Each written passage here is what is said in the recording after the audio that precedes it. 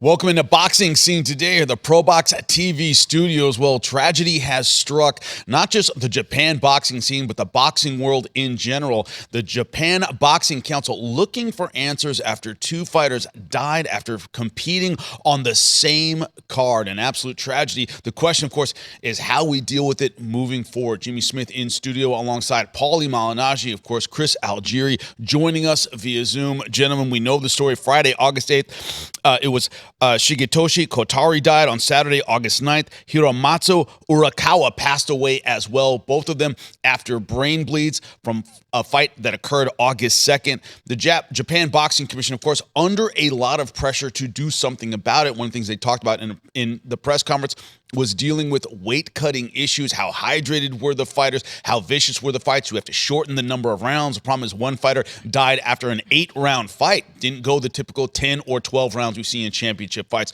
Paulie, this is a tragedy in boxing that is as old as boxing itself. The problem is, how do you find a solution when the inherent danger of the sport, let's be honest, is why people watch. It's why people get involved in it. It's so difficult to ride that line and making it safer. Paulie, off the top, what are your thoughts about it?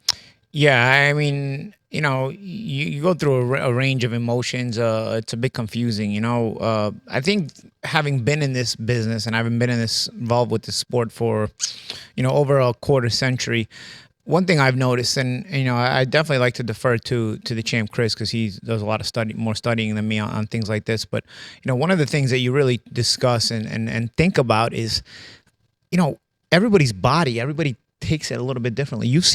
I've watched some absolute wars where I worry about the health of the fighters, short term, right after the fight, and they're totally fine. I mean, probably long term, those kind of fights do have an effect, but short term, you would think like, oh my goodness, somebody has to stop this fight. This is so violent, and nothing happens. Think Gotti Ward and so on and so forth, and then you get a fight where it's competitive. It's not necessarily always so violent. And guys get serious brain injuries or die. I've guys that I've known personally, guys that I've trained alongside with. If you spend enough time in this business, in the gyms, training, you're gonna know people that wind up with traumatic brain injuries or die in fights. And it's sad and it's confusing because what happens is you get the brigade of people that think they know better. Now, we got to figure out this thing. We got to solve it. And the way they wind up solving is by a short-term resolution that creates other problems. So you always have a problem putting people at risk, One of the things that they've done lately that I've noticed is, and I don't necessarily know that this is the issue in Japan. I don't know anything. I think that's, sometimes, it's this hit or miss with, every individual fighter. Your body takes it a little bit differently, right? Your body can withstand a little bit more, a little bit less, depending on the individual person, right? And depending on other circumstances that we may not know about. But the whole weigh-in movement, the whole weigh-in movement. You're about to go a week before the fight here in North America with these weigh-ins. You know what I mean? So you solve one problem to create another problem. You're making it more of a safety hazard in another way, where guys are going to be getting the ring too big. So and I don't know, man. It's really, really sad anytime this happens, whether it's a death or even a traumatic brain injury, where you're pretty much at needed 24-hour care the rest of your life. Personally, I'd rather go to the cemetery personally than need 24-hour care the rest of my life. But it's sad, bro, because these people are young. These people have the same dreams that we start with, and they pursue them and they get in there and then you get when something like this happens, you get the brigade where people pretend to care. And in reality, they don't care, because when things could get, be made more safe at the expense of maybe entertainment or at the expense of money, God forbid, at the expense of money, nobody does anything. Yeah. It's just this will be discussed for about a week, and then people will move on, just like they've always moved on. And you don't bring people back. Unfortunately, these people never come back. Jinjiro Shigeoka, we called that fight right here on ProBox TV. To Paulie's point, Chris, tough fight, difficult one. We've seen much more serious wars on our air as citizens, as fans. I've called more difficult fights. Shigeoka still in a coma after that fight, collapsed after the fight. We saw that he sat down when they were right after they read the decision, but it wasn't a fight that, to Paulie's point, in the middle of it, when, man, this is a tough one, this needs to be stopped. It wasn't that kind of fight, and yet led to a serious brain injury. Yeah, I mean, there's no rhyme or reason for these types of accidents and injuries. The sport is inherently dangerous. We're literally going in there to do damage. That's the name of the game. This is the hurt business. You're going in there to separate men from their consciousness, or in some cases, ladies from their consciousness, and you're going to do permanent damage as part of it. We all have brain trauma. If you've been a fighter, if you've had professional fights, if you've sparred hard, you have damage to your brain. That's just the reality of it. And in terms of, what is that little difference? Is it that big shot? Is it a lot of shots? Is it dehydration? Is that we never really know. And just like a champ said, you watch it varies fights, every time, right? I mean, every time. And we watch these fights, and sometimes you watch a Gotti Ward, and you're like, man, this is crazy. And like you said, they're fine. And then Eric Morales and Marco Antonio Barrera. Listen, our friend and colleague Juan Manuel Marquez, he's been in wars, and he seems 100% mentally sharp, super clear, moves well still. Yeah, there's no rhyme or reason. Individuals are so different. Some brains take punches better than others, but there are definitely things you can do to mitigate it. Now, my question is, this is happening obviously with these Japanese fighters. It's an inherently dangerous sport. Fighters die every year, but it seems that there's a lot more Japanese fighters dying than anybody else. And for such a small place that has a very small population of fighters, per capita, their death rates is astronomical. What is the difference? What is going on over there that isn't happening in other places? And I've had a couple ideas. I've been talking to some people over the weekend. This has been a major point of discussion in the gyms and at my house and with the people around me. And I spoke to some people who've trained over in Japan. And I think this is multifactorial, and that generally everything is. But number one, from what I understand, they spar very, very hard. Very, very hard over in Japan. And that's part of the training. We sparred hard here too, man. Totally. It was everything in my career, and yours too. But of course. But the style that they train there, Paulie, is different than the style that you and I incorporated. Even though we sparred hard. Okay, I get where you're going. Yeah, they're explosive offensively, but they lack defense. A lot of them. Yeah. But they're also just willing to be warriors. They're willing to bang, and there's a sense of pride, and we see this with the Mexican culture as well, and the Mexican boxing culture. There's a pride where you don't take a backward step. If you get hit, you come back harder. Look at Inoue. Inoue gets dropped face first, gets up, and is right back in the fray. Does not take a round off. Doesn't take a moment. Gets right back into it. That's their culture. So I think part of it is the training culture, in that. We're going to spar very, very hard. I also heard they use 14-ounce gloves. I mean, that's a West Coast thing too, though, and even in the US. Yeah, I know. But I don't know how many of them wear the bar headgear. Because the Mexican guys, they use the 14-ounce gloves. They all wear bar headgear. In Japan, I don't see those guys wearing bar headgears, and then they're wearing 14-ounce gloves. So there's that. Then there's the cultural influence of never take a backward step, always be a warrior. You're willing to risk it all. And then also on top of that is, I believe, the weight. And for me, I don't know personally. I'm surmising from what I know about Japanese people and Japanese culture and Japanese training. They're probably keeping their guys on weight much longer than we see Western fighters. So 2 weeks out, we want you to be on weight. I want you training at weight, which is a very old school mentality. I think it's very, very dangerous, because you're whittling guys down, keeping them in almost a dehydrated state. Paul, you remember Paweł Wolak? Yeah. Yep.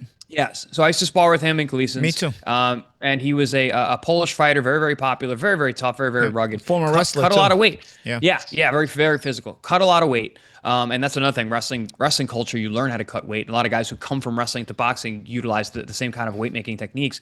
But I remember him wearing rubber suits while we were sparring. I remember him cutting weight and pushing away water because he didn't want to gain weight during sparring. And I'm like, that's so dangerous. You can't, if you're getting hit, you cannot be purposefully dehydrated. So I'm not saying that's what's going on over there, but I've seen that in gyms before, and that's very, very dangerous. The level of hydration of your body affects your cerebral spinal fluid, which is the fluid that encases our brain and keeps it It's our shock absorber. Yeah. Literally, we have liquid that our brain is encased in. That is a shock absorber. So our brain tissue does not hit our skull. Skulls are hard. It's bone. That's how you get concussions. Your brain actually hits your skull, and you get trauma and you get damage. And with this, what ends up happening in these subdural hematomas, you're essentially just getting a contusion in your brain. It's like it's a bruise, and it bleeds, but there's nowhere for the pressure to go, and that's why guys pass out in the ring. That's why they throw up. That's why they slip into comas. That pressure just increases as that bleeding part starts to bleed out into that space where there is no space. And that's why these things are so deadly and so quick, and how fast we see guys go down and stay down. And then also just without oxygen, without your brain tissue dies immediately. It's super, super quick. So the damage that does happen during these situations is critical. And every second counts. So it's a really interesting thing that's happening, especially because we're seeing it in one place. And it's not like, I mean, yes, there's a big boxing culture there, but it's a very small island. It's a small place. Japan's a small place. There's not that many guys, but it seems more and more these catastrophic injuries are happening there. So I think a lot of things need to be discussed. I think a lot of things need to be revised, need to be looked at, because if it's all in one place all the time, something's up. Yeah, I'll say this. I mean, in my humble opinion, and I'm gonna try to be humble, but at the same time, then sometimes I'm not. Right? In England, they always have oxygen in the ring waiting for you if you get stopped. Yes. I've only seen it in England. I think it's a great idea. When I was working at Showtime, I asked why in the U.S. we don't have that. They said because it's a fire hazard. I've never seen a building blow up because of oxygen tanks. I mean, I know it could, but there's more of a hazard of the fighters getting seriously hurt. So I'd say bring the oxygen into the ring and have it ready, and just guard it. So make sure nobody blows up. Right? I mean, I think that's probably more of a risk for the fighters, right? If not having the oxygen, I think that would be, especially with what the champ, it's piggybacking off what the champ is saying, where the brain may be dehydrated. Because if you notice, a lot of these damage is post round 6, 7, middle to late rounds, where you're just drawn into this kind of fight, and maybe you've already been weakened, making weight. And that's, I think it's all the more important for fighters to have oxygen tanks, oxygen administered to them when they get stopped in fights like this. Personally, me. Okay. 2, the opposite effect, because now you get the genius brigades from the commissions here, which is like the not so smart people that think they're smart. As I get older, I mean, champ, I know we've had this conversation privately, but as I get older, and I'm not trying to knock anybody's hard work, but as I get older, I've noticed doctors are dumber than they actually are. I used to think doctors were smart. A lot of doctors are really dumb, guys. Really dumb. They just go by a script. All right. They don't have a lot of common sense. They just go by the script. So they'll just go, oh no, we got to do it this way instead of this way. No, it's not how it works. It's very flexible here because everybody's body's different. Everybody's circumstance is a little bit different. So the whole commission's recently making guys do a whole aerobics workout every time they get knocked down, and they get like a 2-3 minute recovery period before the other guy can go finish him. Now he doesn't finish him, and a lot of you're risking now the other guy getting hurt. Remember Gerald McClellan and Nigel Benn.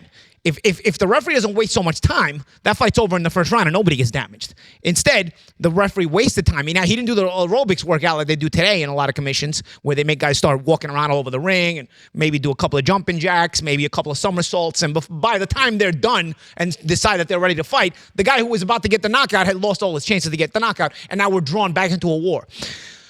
That's risky too, guys. I'm just letting you know. I know it's very difficult to have that common sense, but in some crazy fashion, the guy who survives is actually going to try to win the fight, believe it or not. I mean, I know it's crazy to think about. The guy who actually survives the knockdown is going to continue to try to win the fight. So he's going to go back to war, so he could hurt the other guy too. I know it's mind-boggling to the people who don't fight, but for fighters, it's common sense, guys. So I don't want the whole let's fix it this way instead of this way. It's very difficult to decide what one fix is. It's very difficult to decide what one fix is. And it's nauseating and it's annoying when you get these people that come in and say, this is how we're going to fix it. No, you're not going to fix anything. Go back, put a panel together, and discuss things instead of making rash, idiot decisions. Chris, what I'm curious about is, of course, pro football has the same issue with CTE concerns. I saw a graph one time about the size of an NFL line in the 1950s and the size of an NFL line now, and it looked like a graph with children and adults in it. It was insane. This idea, and from wrestling, you were a weight cutter yourself. Of course, you did in boxing. It's like an arms race. Fighters have gotten bigger and bigger and bigger and cut more and more and more. This idea that, A, you have the side, as Paulie said, of the weight cut hurting you, and also guys getting bigger and punching harder in lighter weight classes. Is that combination maybe coming to a head in a certain sense and making it more dangerous? Absolutely. I mean, there's always a threshold, and to a certain point where it's like, all right, we're getting into higher level athletics. We're getting to be better athletes. You've got these smaller guys who are punching like much like way above their weight. And the heavyweights the heavyweights are just getting bigger. And really, there's no end to how hard you can punch, but there's an end to how good your chin is, or what your brain can take. And these guys are just getting so big and so strong, and their conditioning is off the charts, so they're still hitting hard late in fights. And then we have the drug thing. There's guys on drugs. Yeah. There's guys on PEDS. The elephant in the room, right? The elephant in the room that, I was going to start with the PEDS thing, but I wanted to go around and be a little more political at first. But listen, guys are on drugs too. And listen, I'll tell you this right now. This is something that might be counterintuitive. It might sound weird to you guys. Guys use drugs to make weight. They're bigger. They're able to cut more weight because of the drugs that they're using. So you're getting guys who are bigger, stronger, faster, having an easier time making the weight. Or they're being able to push their bodies to limits that aren't natural. That's what drugs do. It's supernatural. So that's a big factor as well. The arms race, to use your term, Jimmy, the arms race in technique of how to cut weight, but also the arms race in terms of the drugs that are out there, the actual armaments that these guys are able to utilize in order to make themselves essentially superhumans and super boxers, super soldier type guys. We're seeing the sport get more and more deadly. And when it was that threshold, when we're like, all right, things really need to change. And just like the champ said, I don't think anyone really knows how to change things. But this is an ongoing issue. That's the one they won't change because it brings in too much money. When you create a superstar who can win and win exciting and continue to do it in wacky ways, you don't want to say it's PEDs. You want to say it's he's a phenomenon because it generates a lot of money. So that one you'll never fix. And Jimmy, to go back to your point real quick, NFL players back in the day, I can remember growing up and the guys from the 50s were still around in the 80s and 90s when I started watching football. Guys like Frank Gifford and all those other guys, they lived to be in their 80s and they passed away. Normal lives, The guys who played in the 80s and 90s during the PED era where they were smashing each other, absolutely wrecking each other, they're all dying now or dead. Average age. And this is a few years ago. 52 years old. Yeah. So when you change the rules to make it a touch league in the NFL, no, bro. All you got to do is make the drug testing stricter. Now you won't have a 400-pounder running a 4.640, and when he hits you, it's like a train. Now you can actually limit that issue, and it transcends on all sports. It transcends in all sports. Yeah, but then we're not going to make the same money. Yeah, it's of not course, the same entertainment value. And that's why this whole conversation goes nowhere. That's why this whole conversation. It's nice to talk about. We talk about it, but we don't have the power to change it. We're just going to complain about it, and the guys at the top don't care. They're just going to pretend to care for a week, and in a week, this is going to be forgotten until the next time somebody dies. The issue, of course, is that across all sports, offense sells. The problem is in boxing, offense can mean your health. It can mean your life. And more than anything, we here at Pro Box TV want to give our thoughts and our sympathies to the families of the boxers in Japan who didn't make it, and all the fans who obviously crushed by this sad news. But as it changes, as people make decisions, it'll make news, and you'll find out about it right here on Boxing Scene Today.